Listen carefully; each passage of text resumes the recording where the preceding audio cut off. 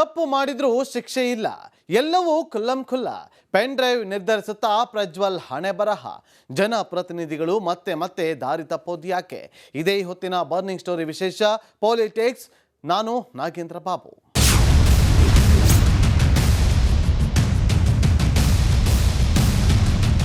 Pen drive case Prajwal ಸಂಸದ ಸ್ಥಾನದ ಮೇಲೆ ಎಫೆಕ್ಟ್ ಮಾಡಲಿರೋದು ಪಕ್ಕಾನ ಅಥವಾ ಇದಕ್ಕೆ ತಾರ್ಕಿಕ ಅಂತ್ಯವೇ ಸಿಗೋದಿಲ್ವಾ ಅನ್ನುವ ಚರ್ಚೆ ಶುರುವಾಗಿದೆ. ಕಾರಣ ಕಾಮಕಾಂಡಗಳ ಕಾರಣದಿಂದಲೇ ತನಿಖೆ ಎದುರಿಸಿದವರು ಆ ನಂತರ ಅದರಿಂದ ಕ್ಲೀನ್ ಚಿಟ್ ಪಡೆದು ಮತ್ತೆ ಜನರಿಂದ ಆಶೀರ್ವಾದ ಪಡೆದಿರೋದು. ಹಾಗಾದ್ರೆ ಕರ್ನಾಟಕದಲ್ಲಿ ಈ ಹಿಂದೆ ನಡೆದ ಇಂಥದ್ದೇ ಕೇಸ್ಗಳು ಪ್ರಜ್ವಲ್ ವಿಚಾರದಲ್ಲೂ ಒಂದಷ್ಟು ಯಕ್ಷ ಪ್ರಶ್ನೆ ಮೂಡಿಸ್ತಾ ಇರೋದು ಯಾಕೆ? ಹಾಗಾದ್ರೆ ಕರುನಾಡಲ್ಲಿ ಸದ್ದು ಮಾಡಿದ ಪಾಲಿಟಿಕ್ಸ್ ಹೇಗಿತ್ತು ತೋರಿಸ್ತೀವಿ ನೋಡಿ. Pen drive Prajwal Hassan. ರಾಜ್ಯದಲ್ಲಿ ನಿತ್ಯದ ಬಿಸಿ ಬಿಸಿ ಸುದ್ದಿ. ರಾಜ್ಯದಲ್ಲಿ ಲೋಕಸಭಾ ಸಮರದ ತೀವ್ರತೆಯನ್ನೇ ನುಂಗಿ ಹಾಕಿರೋದು Prajwal pen drive case. Prajwal ವಿದೇಶದಲ್ಲಿ, ಅಪ್ಪ ರೇವಣ್ಣ ಪರಪ್ಪನ ಅಗ್ರಹಾರದಲ್ಲಿ. ದಿನಕ್ಕೊಂದು ಹೊಸ ಸುದ್ದಿ, ಕ್ಷಣಕ್ಕೊಂದು ಟ್ವಿಸ್ಟ್. ಇನ್ನೇನು ಪ್ರಜ್ವಲ್ ವಿದೇಶದಿಂದ ವಾಪಸ್ ಎನ್ನುವಾಗಲೇ ತನಿಖಾ ಸಂಸ್ಥೆಗೆ ಬ್ರಹ್ಮ ನಿರಸನ. ಇತ್ತ ಮಾಜಿ ಸಚಿವ ರೇವಣ್ಣ ಬಂಧನಕ್ಕೀಡಾಗಿ 1 ವಾರ. ಆಡಳಿತಾರೂಢ ಕಾಂಗ್ರೆಸ್ ಹಾಗೂ ದಳಪತಿಗಳ ನಡುವೆ ನಿಲ್ಲದ ವಾಕ್ಸಮರ.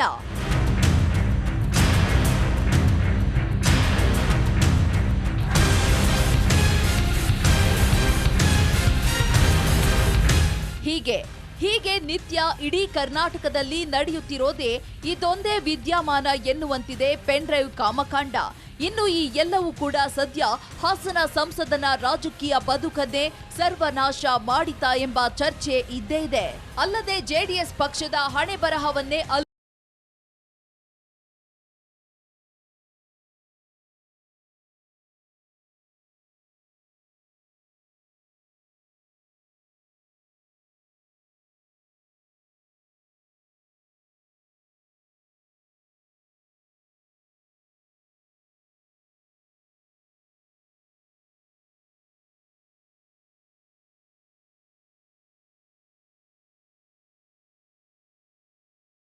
ಗಾಡಿಸಿತಾ ಎಂಬ ತರ್ಕವೂ ಇದೆ. ಹೀಗಿರುವಾಗಲೇ ಅದೊಂದು ಸಂಗತಿ ರಾಜ್ಯ ರಾಜಕೀಯದಲ್ಲಿ ಹೊಸ ಚರ್ಚೆಗೆ ಬಂದಿದೆ.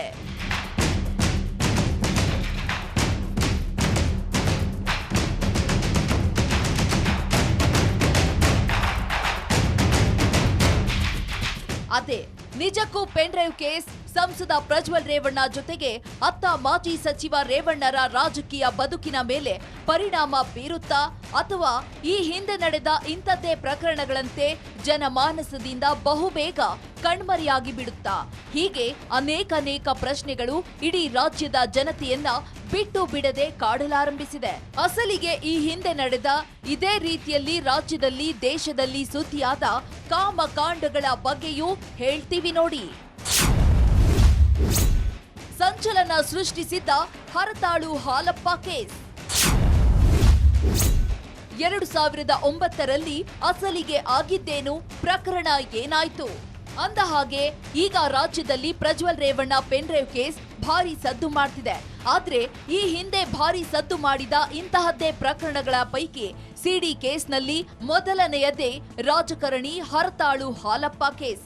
ಅದರಂತೆ ಸೆಕ್ಸ್ ಅಥವಾ ಲೈಂಗಿಕ ದೌರ್ಜನ್ಯಕ್ಕೆ ಸಂಬಂಧಪಟ್ಟಂತೆ ಸಿಡಿಗಳು ಬಿಡುಗಡೆಯಾಗಲು ಶುರುವಾಗಿದ್ದು 2009ರಿಂದ. ಇದರಲ್ಲಿ ಮೊದಲು ಸಿಕ್ಕಿಬಿದ್ದ ರಾಜಕಾರಣಿ ಶಿವಮೊಗ್ಗದ ಹರತಾಳು ಹಾಲಪ್ಪ 2009ರಲ್ಲಿ ಸ್ನೇಹಿತನ ಪತ್ನಿ ಮೇಲೆ ಅತ್ಯಾಚಾರ ಮಾಡಿದ್ದಾರೆ ಎಂಬ ಆರೋಪ ಹಾಲಪ್ಪನವರ ವಿರುದ್ಧ 2010ರಲ್ಲಿ ಕೇಳಿಬಂದಿತ್ತು.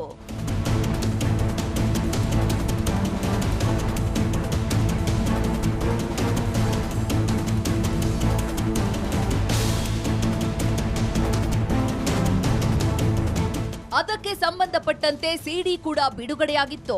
ಆಗ ಸಚಿವರಾಗಿದ್ದ ಹಾಲಪ್ಪನವರಿಗೆ ಇದೇ ಮುಳ್ಳಾಯಿತು. ಅನಿವಾರ್ಯವಾಗಿ ಸಚಿವ ಸ್ಥಾನಕ್ಕೆ ರಾಜೀನಾಮೆ ನೀಡಬೇಕಾಗಿ ಬಂತು. ಹರತಾಳು ಹಾಲಪ್ಪರನ್ನ 2010 ಮೇಯಲ್ಲಿ ಬಂಧಿಸಲಾಗಿತ್ತು. 7 ವರ್ಷದ ಸತತ ವಿಚಾರಣೆ ನಡೆದು 2017ರಲ್ಲಿ ಹರತಾಳು ಹಾಲಪ್ಪ ವಿರುದ್ಧದ ಪ್ರಕರಣವನ್ನ ವಜಾಗೊಳಿಸಿ ಅವರನ್ನ ಆರೋಪದಿಂದ ಮುಕ್ತಗೊಳಿಸಲಾಗಿತ್ತು.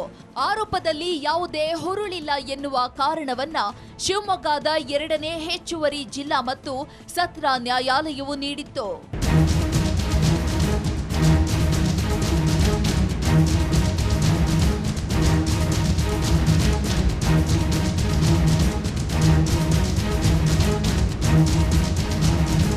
ಸತತ 7 ವರ್ಷ ಕಾನೂನು ಹೋರಾಟ ನಡೆಸಿದ ಹಾಲಪ್ಪನವರು ಅಂತೂ 2017ರಲ್ಲಿ ಅತ್ಯಾಚಾರ ಆರೋಪ ಮುಕ್ತರಾಗಿದ್ರು. ಇನ್ನು ಈ ಕೇಸ್ ಅತ್ತ ಬಿಜೆಪಿ ಪಾಲಿಗೂ ಒಂದು ರೀತಿ ಬಿಸಿ ತುಪ್ಪವಾಗಿತ್ತು. ಆದ್ರೆ ಈ ಕೇಸ್ನಲ್ಲಿ ಹಾಲಪ್ಪಗೆ ಕ್ಲೀನ್ ಚೀಟ್ ದೊರೆತಿತ್ತು. ಆನಂತರ ಸರ್ಕಾರ ಹಾಲಪ್ಪ ವಿರುದ್ಧ ಮೇಲ್ಮನವಿ ಸಲ್ಲಿಸದೇ ಇದ್ದುದರಿಂದ ಪ್ರಕರಣ ತಣ್ಣಗಾಯಿತು. ಮರು ವರ್ಷವೇ ನಡೆದ ವಿಧಾನಸಭೆ ಚುನಾವಣೆಯಲ್ಲಿ ಸಾಗರ ಕ್ಷೇತ್ರದಿಂದ ಹರತಾಳು ಹಾಲಪ್ಪ ಗೆದ್ದು ಬಂದಿದ್ರು. ಸಖತ್ ಸುದ್ದಿ ಮಾಡಿದ್ದ ರೇಣುಕಾಚಾರ್ಯ ಕಿಸ್ಸಿಂಗ್ ಕೇಸ್. ಹೊನ್ನಾಳಿ ಶಾಸಕನನ್ನು ಕಾಡಿತ್ತು ಲೈಂಗಿಕ ದೌರ್ಜನ್ಯ ಆರೋಪ. ಹಾಲಪ್ಪನವರ ಪ್ರಕರಣ ಮುಗಿಯುತ್ತಿದ್ದಂತೆ ಬಿಜೆಪಿಗೆ ಕಂಟಕವಾಗಿದ್ದು ಮತ್ತೊಬ್ಬ ಬಿಜೆಪಿ ನಾಯಕ ಎಂಪಿ ರೇಣುಕಾಚಾರ್ಯರದ್ದು.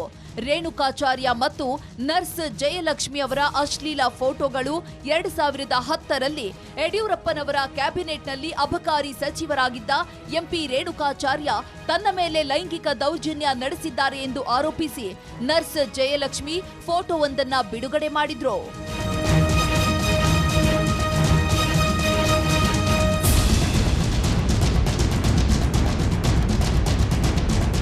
ಈ ಫೋಟೋದಲ್ಲಿ ಜಯಲಕ್ಷ್ಮಿ ತುಟಿಗೆ ರೇಣುಕಾಚಾರ್ಯ ಮುತ್ತಿಟ್ಟಿದ್ದು ಕಾಣುತ್ತಿತ್ತು. ಈ ಫೋಟೋ ಸೋಷಿಯಲ್ ಮೀಡಿಯಾದಲ್ಲಿ ಭರ್ಜರಿ ಸದ್ದು ಮಾಡಿತ್ತು. ಹೀಗಾಗಿ ರೇಣುಕಾಚಾರ್ಯರಿಂದ ಸಚಿವ ಸ್ಥಾನಕ್ಕೆ ಯಡಿಯೂರಪ್ಪ ರಾಜೀನಾಮೆ ಪಡೆದಿದ್ರು. ಈ ಪ್ರಕರಣವು ಕೋರ್ಟ್ ಮೆಟ್ಟಿಲೇರಿತ್ತು. ನಂತರ ರೇಣುಕಾಚಾರ್ಯ ಜಯಲಕ್ಷ್ಮಿ ರಾಜಿಯಾಗುವ ಮೂಲಕ ಕೇಸ್ ಮುಗಿದು ಹೋಯಿತು. ಇನ್ನು ಅದರ ನಂತರವೂ ಅಂದ್ರೆ 2008 ಹಾಗೂ 2018ರಲ್ಲಿ ರೇಣುಕಾಚಾರ್ಯ ತಮ್ಮ ಹಿನ್ನಾಳಿ ಕ್ಷೇತ್ರದಲ್ಲಿ ಭರ್ಜರಿ ಗೆಲುವು ಕಂಡಿದ್ರು. ಕಾಂಗ್ರೆಸ್ ಸರ್ಕಾರಕ್ಕೆ ಮುಜುಗರ ತಂದಿದ್ದ ಮೇಟಿ ಸಿಡಿ ಕೇಸ್. ಪ್ರಕರಣದಿಂದ ಎಚ್ವೈ ಮೇಟಿ ಮುಕ್ತ. ಹರತಾಳು ಹಾಲಪ್ಪ ಕೇಸ್ ಬಿಜೆಪಿಗೆ ಮುಜುಗರ ತಂದಿಟ್ಟಿದ್ರೆ ಇತ್ತ ಕೈ ನಾಯಕ ಎಚ್ವೈ ಮೇಟಿ ಕೇಸ್ ಅಂತೂ ಸಿದ್ದು ಸರ್ಕಾರಕ್ಕೆ ತಲೆನೋವು ತಂದಿಟ್ಟಿತ್ತು. ಸಿದ್ದರಾಮಯ್ಯ ಅವರು ಮೊದಲ ಬಾರಿ ಸಿಎಂ ಆಗಿದ್ದಾಗ ಅಬಕಾರಿ ಮಂತ್ರಿಯಾಗಿದ್ದ ಹಿರಿಯ ನಾಯಕ ಎಚ್ವೈ ಮೇಟಿ ವಿರುದ್ಧವೂ ಲೈಂಗಿಕ ದೌರ್ಜನ್ಯದ ಸಿಡಿ ಬಿಡುಗಡೆಯಾಗಿತ್ತು. 2017ರ ಡಿಸೆಂಬರ್ 12ರಂದು ಪ್ರಕರಣ ಹೊರಬರುತ್ತಿದ್ದಂತೆ ಅಂದೇ ಮೇಟಿ ಸಚಿವ ಸ್ಥಾನಕ್ಕೆ ರಾಜೀನಾಮೆ ನೀಡಿದ್ರು. ಕೆಲಸ ಕೊಡಿಸುವುದಾಗಿ ಮೇಟಿ ನನ್ನನ್ನ ನಂಬಿಸಿ ದುರ್ಬಳಕೆ ಮಾಡಿಕೊಂಡಿದ್ದಾರೆ ಎಂದು ಮಹಿಳೆ ದೂರು ನೀಡಿದ್ರು.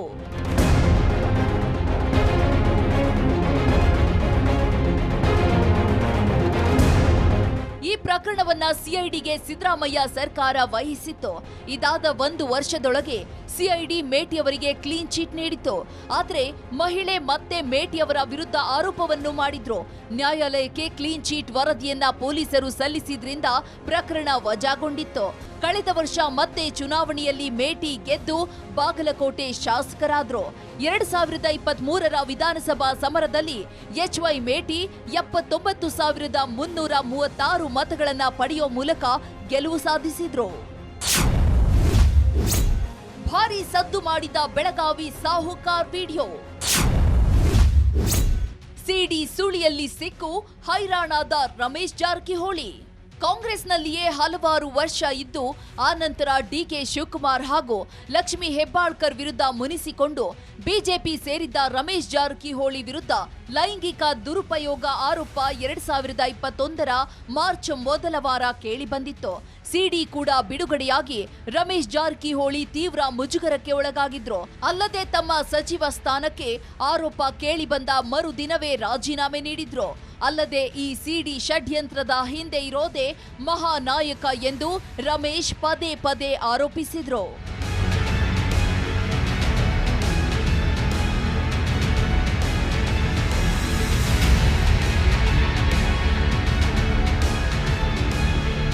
ಕೆಪಿಟಿಸಿ ಬಿಪಿಸಿಎಲ್ನಲ್ಲಿ ಉದ್ಯೋಗ ನೀಡುವುದಾಗಿ ಭರವಸೆ ನೀಡಿ ಶೋಷಣೆ ಮಾಡಿದ್ದಾರೆ ಎಂದು ಆರೋಪಿಸಿ ಸಾಮಾಜಿಕ ಕಾರ್ಯಕರ್ತರೊಬ್ಬರು ಪೊಲೀಸ್ಗೆ ದೂರು ದಾಖಲಿಸಿದ್ರು. ಆಗ ಮುಖ್ಯಮಂತ್ರಿಯಾಗಿದ್ದ ಬಿಎಸ್ ಯಡಿಯೂರಪ್ಪ ಅವರ ಸೂಚನೆ ಮೇರೆಗೆ ಗೃಹ ಸಚಿವರಾಗಿದ್ದ ಬಸವರಾಜ ಬೊಮ್ಮಾಯಿ ಹಿರಿಯ ಐಪಿಎಸ್ ಎಸ್ಐಟಿ ರಚಿಸಿದ್ರು. 6 ತಿಂಗಳ ಒಳಗೆ ಎಸ್ಐಟಿ ವರದಿ ಸಲ್ಲಿಸಿತ್ತು.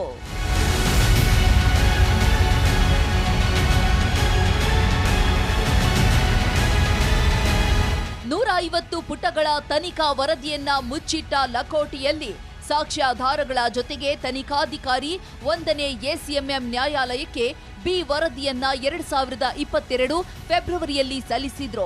ಅಂತಿಮ ವರದಿಯನ್ನ ನ್ಯಾಯಾಲಯಕ್ಕೆ ಎಸ್ಐಟಿ ಅಧಿಕಾರಿಗಳು ಸಲ್ಲಿಸಿದ್ರು. ಇಬ್ಬರು ಪರಸ್ಪರ ಸಮ್ಮತಿ ಮೇರೆಗೆ ಲೈಂಗಿಕ ಸಂಪರ್ಕ ನಡೆದಿದೆ. ಯಾರ ಒತ್ತಾಯವೂ ಲೈಂಗಿಕ ದೌರ್ಜನ್ಯ ನಡೆದಿಲ್ಲ. ಈ ಪ್ರಕರಣದಲ್ಲಿ ಅತ್ಯಾಚಾರ ಎನ್ನುವ ಅಂಶವೇ ಬೆಳಕಿಗೆ ಬಂದಿಲ್ಲ ಎಂದು ಸಾಕ್ಷ್ಯಾಧಾರ ಆಧರಿಸಿ ಬಿ ವರದಿಯಲ್ಲಿ ಉಲ್ಲೇಖಿಸಲಾಗಿತ್ತು. ಪ್ರಕರಣದ ನಂತರ ಕಳೆದ ವರ್ಷ ನಡೆದ ಚುನಾವಣೆಯಲ್ಲಿ ರಮೇಶ್ ಜಾರಕಿಹೊಳಿ ಗೋಕಾಕ ಕ್ಷೇತ್ರದಿಂದ ಗೆದ್ದು ಬಂದಿದ್ದಾರೆ. ಅರವಿಂದ ಲಿಂಬಾವಳಿಯನ್ನು ಕಾಡಿದ್ದ ಸೆಕ್ಸ್ ಸಿಡಿ ಕೇಸ್. ಸಲಿಂಗ ಕಾಮದ ಆರೋಪ ಕಣ್ಣೀರಿಟ್ಟ ಲಿಂಬಾವಳಿ. ಇನ್ನು ಇತ್ತೀಚಿನ ವರ್ಷಗಳಲ್ಲಿ ರಾಜ್ಯ ರಾಜಕೀಯದಲ್ಲಿ ತುಸು ವಿಲಕ್ಷಣ ಎನಿಸಿದ್ದು ಬಿಜೆಪಿ ನಾಯಕ ಅರವಿಂದ ಲಿಂಬಾವಳಿ ಸಿಡಿ ಕೇಸ್. ಹೌದು, ಅರವಿಂದ ಲಿಂಬಾವಳಿಯವರಿಗೂ ಸಿಡಿ ತುಸು ಜಾಸ್ತಿಯೇ ಕಂಟಕ ತಂದಿತ್ತು ಎಂದು ಹೇಳಬಹುದು. ಅರವಿಂದ ಲಿಂಬಾವಳಿಯವರದ್ದು ಎಂದು ಹೇಳಲಾದ ಸಲಿಂಗ ಕಾಮದ ವಿಡಿಯೋವೊಂದು 2019ರಲ್ಲಿ ಹೊರಬಂದಿತ್ತು. ಇದು ನಕಲಿ ಎಂದು ಹೇಳಿದ ಅರವಿಂದ ಲಿಂಬಾವಳಿ, ಇದೊಂದು ನನ್ನ ವಿರುದ್ಧದ ಭಾರಿ ಷಡ್ಯಂತ್ರ, ಸದ್ಯದಲ್ಲಿ ಇದೆಲ್ಲವನ್ನ ಬಯಲಿಗೆ ಎಳೆಯುತ್ತೇನೆ ಎಂದು ಹೇಳಿದ್ರು.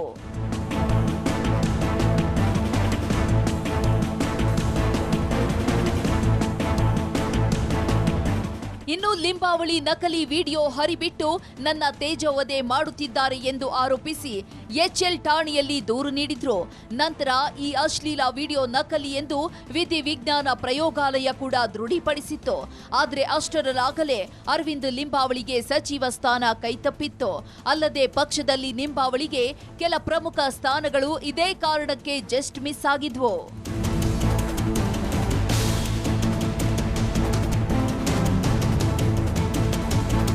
ಇನ್ನು ಇದೆಲ್ಲದರ ಹೊರತಾಗಿ 2023ರ ವಿಧಾನಸಭಾ ಸಮರದಲ್ಲಿ ಅರವಿಂದ ಲಿಂಬಾವಳಿ ಪತ್ನಿ ಮಂಜುಳಾ ಲಿಂಬಾವಳಿ ಗೆದ್ದು ಬೀಗಿದ್ರು. ಈ ಮೂಲಕ ಈ ಎಲ್ಲ ನಾಯಕರು ತಮ್ಮ ವಿರುದ್ಧ ಏನೇ ಸೆಕ್ಸ್ ಸಿಡಿ ಆರೋಪಗಳ ನಡುವೆಯೂ ಇದರಿಂದ ಹೊರಬಂದು ಮತ್ತೆ ರಾಜಕೀಯ ಟ್ರ್ಯಾಕ್ಗೆ ಮರಳಿದ್ದಾರೆ. ಇನ್ನು ಇದಿಷ್ಟೇ ಅಲ್ಲದೆ ಹಲವು ಇಂಥದ್ದೇ ಕೇಸ್ಗಳು ರಾಜ್ಯದಲ್ಲಿ ಸದ್ದು ಮಾಡಿದ್ವು.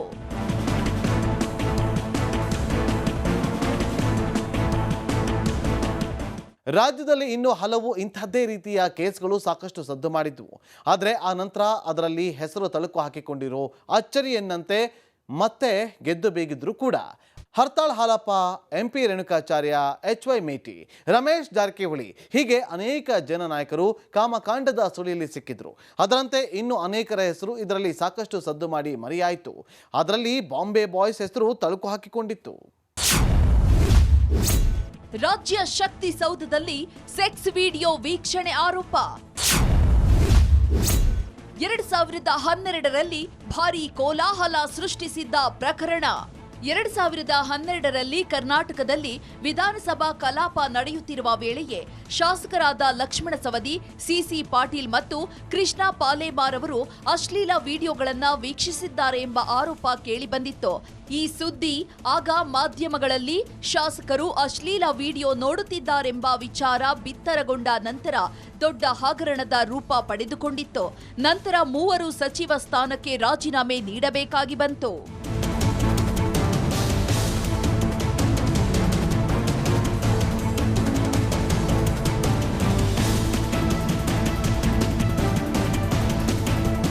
ಈ ಬಗ್ಗೆ ರಾಜ್ಯ ಗೃಹ ಇಲಾಖೆ ತನಿಖೆ ನಡೆಸಿ ಅಂತಿಮವಾಗಿ ವರದಿ ಸಲ್ಲಿಸಿ ಲಕ್ಷ್ಮಣ ಸವದಿ ಅವರಿಗೆ ಕ್ಲೀನ್ ಚೀಟ್ ನೀಡಲಾಯಿತು. ಹಾಗಂತ ರಾಜಕೀಯ ಅಸ್ತಿತ್ವವನ್ನೇ ಅವರು ಕಳೆದುಕೊಳ್ಳಲಿಲ್ಲ. ಇದಾದ ನಂತರ ಅಂದ್ರೆ ಬಿಜೆಪಿ ಆಪರೇಷನ್ ಕಮಲದ ಮೂಲಕ ಅಧಿಕಾರಕ್ಕೆ ಬಂದಾಗ ಲಕ್ಷ್ಮಣ್ ಸವದಿ ಉಪಮುಖ್ಯಮಂತ್ರಿಯಾದ್ರು, ಸಿಸಿ ಪಾಟೀಲ್ ಸಚಿವರಾಗಿದ್ರು. ಅಲ್ಲದೆ ಸಿಸಿ ಪಾಟೀಲ್ ಕೂಡ 2018 ಹಾಗೂ 2023ರಲ್ಲಿ ಗೆಲುವು ಸಾಧಿಸಿದ್ರು. ಇನ್ನು ಈಗ ಕೂಡ ಲಕ್ಷ್ಮಣ ಸವದಿ ಅಥಣಿ ಕ್ಷೇತ್ರದಿಂದ ಈ ಬಾರಿ ಕಾಂಗ್ರೆಸ್ನಿಂದ ಗೆದ್ದು ಬೀಗಿದ್ದಾರೆ. ರಘುಪತಿ ಭಟ್ಗೂ ತಟ್ಟಿದ ಸಿಡಿ ಬಿಸಿ. ರಾಮದಾಸ್ಗೆ ಮುಜುಗರ ತಂದಿದ್ದ ಆಡಿಯೋ. ಇದೇ ರೀತಿ 2013ರಲ್ಲಿ ಮತ್ತೆ ಸಿಡಿ ಕಂಟಕವಾಗಿ ಕಾಡಿದ್ದು ಉಡುಪಿಯ ಬಿಜೆಪಿ ಶಾಸಕ ರಘುಪತಿ ಭಟ್ ಅವರಿಗೆ. ಶಾಸಕ ರಘುಪತಿ ಭಟ್ ಅವರು ಯುವತಿಯೊಬ್ಬಳೊಂದಿಗೆ ಸರಸ ಸಲ್ಲಾಪದಲ್ಲಿ ತೊಡಗಿದ್ದಾರೆ ಎನ್ನಲಾದ ವಿಡಿಯೋ 2013ರಲ್ಲಿ ದಕ್ಷಿಣ ಕನ್ನಡ ಜಿಲ್ಲೆಯಾದ್ಯಂತ ಹರಿದಾಡಿ ಬೆಂಗಳೂರನ್ನು ತಲುಪಿತ್ತು. ಆದರೆ ರಘುಪತಿ ಭಟ್ ಈ ಆರೋಪವನ್ನ ನಿರಾಕರಿಸಿದ್ರು. ವಿಡಿಯೋದಲ್ಲಿ ಇರುವವನು ನಾನು ಅಲ್ಲವೇ ಅಲ್ಲ ಎಂದು ಹೇಳಿದ್ರು. ಆದರೆ 2013ರ ಚುನಾವಣೆಯಲ್ಲಿ ರಘುಪತಿ ಭಟ್ಗೆ ಟಿಕೆಟ್ ಸಿಕ್ಕಿರಲಿಲ್ಲ. ನಂತರ 2018ರಲ್ಲಿ ಚುನಾವಣೆಯಲ್ಲಿ ಗೆದ್ದು ಶಾಸಕರಾಗಿದ್ರು.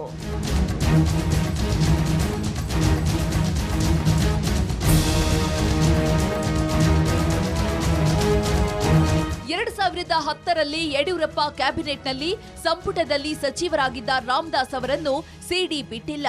2014ರಲ್ಲಿ ಪ್ರೇಮಕುಮಾರಿ ಎಂಬುವವರು ರಾಮದಾಸ್ ತನ್ನನ್ನ ವಿವಾಹವಾಗುವುದಾಗಿ ಹೇಳಿ ವಂಚನೆ ಮಾಡಿದ್ದಾರೆ ಅಂತ ಆರೋಪಿಸಿದ್ರು. ಇವರಿಬ್ಬರ ನಡುವೆ ನಡೆದಿದೆ ಎನ್ನಲಾದ ಸಂಭಾಷಣೆಯ ಸಿಡಿ ಕೂಡ ಬಿಡುಗಡೆಯಾಗಿತ್ತು. ಇದು ರಾಜಕೀಯವಾಗಿ ಒಂದಷ್ಟು ಸಂಚಲನಕ್ಕೆ ಕಾರಣವಾಗಿತ್ತು. ಇದೆಲ್ಲದರ ಹೊರತಾಗಿಯೂ ರಾಮದಾಸ್ 2018ರಲ್ಲಿ ನಡೆದ ಕೆಆರ್ ಕ್ಷೇತ್ರದ ವಿಧಾನಸಭಾ ಚುನಾವಣೆಯಲ್ಲಿ ಗೆಲುವು ಕಂಡಿದ್ರು.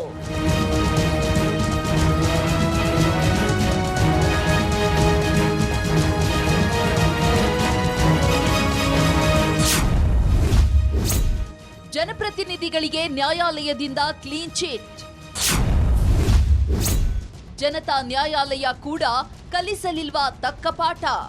ಈ ಎಲ್ಲಾ ಪ್ರಕರಣಗಳಲ್ಲಿ ಕೆಲವೊಂದು ಕೇಸ್ನಲ್ಲಿ ಎಲ್ಲವೂ ಒಪ್ಪಿತ ಎಂಬ ಕೊನೆಯ ನಿರ್ಧಾರಕ್ಕೆ ಬಂದಿದ್ರೆ, ಇನ್ನು ಹಲವು ಅನುಮಾನಗಳನ್ನ ಹಾಗೆ ಉಳಿಸಿದಂತಿದೆ. ಅಲ್ಲದೆ ಇಲ್ಲಿ ಅತ್ಯಂತ ಪ್ರಮುಖ ಎನಿಸೋದೆ ಅಧಿಕಾರ ಮತ್ತು ಹಣವಿದ್ದರೆ ಏನು ಬೇಕಾದ್ರೂ ಮಾಡಬಹುದು, ಯಾವುದೇ ಸಿದ್ಧಾಂತ ಮೌಲ್ಯಕ್ಕೆ ಬೇಕಾದ್ರೂ ತಿಲಾಂಜಲಿ ಕೊಡಬಹುದು ಎಂದು ರಾಜಕಾರಣಿಗಳು ಭಾವಿಸಿದಂತಿದೆ. ತಮ್ಮ ಗುಣ ನಡವಳಿಕೆಗಳಿಂದ ಮಾದರಿಯಾಗಬೇಕಾದ ಜನಪ್ರತಿನಿಧಿಗಳು ಅದೆಲ್ಲವನ್ನು ಗಾಳಿಗೆ ತೂರಿ ಬೀದಿಯಲ್ಲೇ ಬೆತ್ತಲೆಯಾಗುತ್ತಿದ್ದಾರೆ ಎಂಬಂತಾಗಿದೆ. ಇದನ್ನೆಲ್ಲವನ್ನ ನೋಡಿದ್ರೆ ಇಡೀ ನಾಗರಿಕ ಸಮಾಜವೇ ತಲೆ ತಗ್ಗಿಸುವಂತ ಭಾವನೆ ಮೂಡದೇ ಇರದು.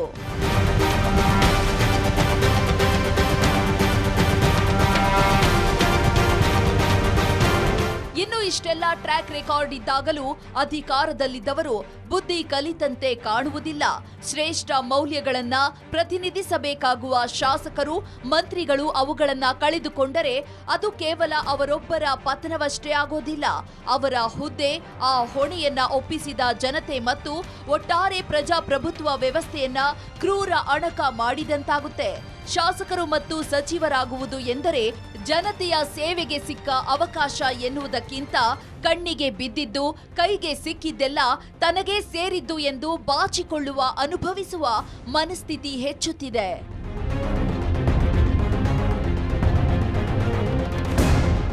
ಈಗ ಪ್ರಜ್ವಲ್ ಪೆನ್ ಡ್ರೈವ್ ಕೇಸ್ ಕೂಡ ಮೇಲ್ನೋಟಕ್ಕೆ ಅಂಥದ್ದೇ ಪ್ರಕರಣವ ಎಂಬಂತಾಗಿದೆ. ಯಾಕಂದ್ರೆ ಈ ಕೇಸ್ನಲ್ಲಿ ಪ್ರಜ್ವಲ್ ತನ್ನ ಬಳಿ ನೆರವು ಕೇಳಿಕೊಂಡು ಬಂದವರ ಪರಿಸ್ಥಿತಿಯನ್ನ ದುರುಪಯೋಗ ಪಡಿಸಿಕೊಂಡ ಎಂಬ ಆರೋಪ ಕೂಡ ಇದೆ. ಒಟ್ಟಾರೆ ಏನೇ ಇರಲಿ, ಇಂತಹ ಪ್ರಕರಣಗಳು ಕಣ್ಣಿಗೆ ಕಂಡಾಗ ಪ್ರಜಾಪ್ರಭುತ್ವದ ನಿಜವಾದ ಪ್ರಭು ಮತದಾರ ಎಚ್ಚೆತ್ತುಕೊಳ್ಳಬೇಕು.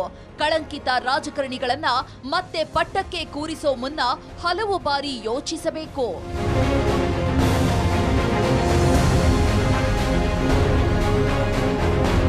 ಪ್ರತಿ ಬಾರಿ ಚುನಾವಣೆಯಲ್ಲಿ ತನ್ನ ಬಳಿ ಇರೋ ಮತಾಸ್ತ್ರದ ಮೂಲಕ ಇಂತಹ ನಾಯಕರಿಗೆ ಸೂಕ್ತ ಉತ್ತರ ಕೊಟ್ರೆ ಅದು ಯುವ ರಾಜಕಾರಣಿಗಳಿಗೆ ನಿಜಕ್ಕೂ ಸರಿಯಾದ ಪಾಠವೇ ಸರಿ.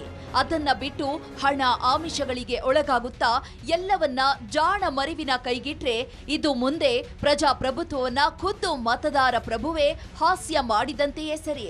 ಇನ್ನು ಇಷ್ಟೆಲ್ಲ ಆರೋಪ ಹೊತ್ತು ದೇಶದಿಂದಲೇ ಎಸ್ಕೇಪ್ ಆಗಿರೋ ಸಂಸದ ಪ್ರಜ್ವಲ್ ರೇವಣ್ಣ ಈ ಬಾರಿ ಮತ್ತೆ ಸಂಸದ ಬದನಾಗ್ತಾನಾ ಅಥವಾ ಈ ಎಲ್ಲ ಘಟನೆಗಳು ಮತದಾರರ ಮೇಲೆ ಪರಿಣಾಮ ಬೀರಿವೆಯಾ ಎಂಬುದನ್ನ ಜೂನ್ 4ರವರೆಗೂ ಕಾದು ನೋಡಬೇಕಿದೆ.